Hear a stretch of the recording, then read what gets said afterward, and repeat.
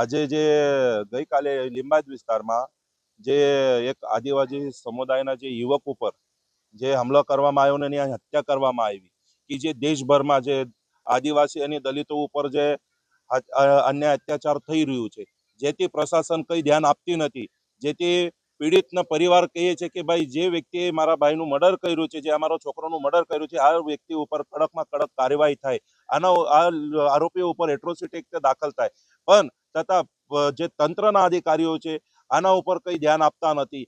કેવી રીતે ચાલી રહ્યું છે દેશભરમાં કે જેથી દલિત પીડિતોને ઉપર જ્યારે અન્યાય અત્યાચાર થાય ત્યારે સુધી કોઈ આવતું નથી. આની ખોટી રીતે જેથી ગરીબના યુવકોને મારવામાં આવે, આની હત્યા કરવામાં આવે, તો પણ તંત્ર ઊંઘેલું હોય. આના પાછળ કોનો હાથ છે?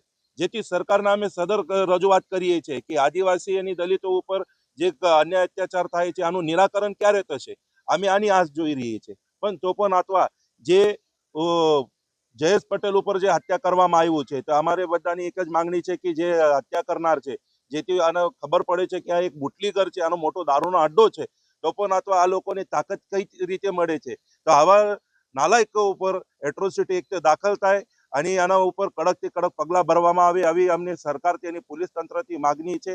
અને ગેહલોત સાહેબને નમ્ર વિનંતી છે કે લીંબાયત વિસ્તારમાં જે ગેરકાયદેસર તરીકે જે ગુંડાઓનો જે તોફાન છે આને ખતમ કરવામાં આવે અને જે બુટલીગોરો છે અને તત્કાલમાં જેલના પાછળ મૂકવામાં આવે, આવી અમારી માગણી છે.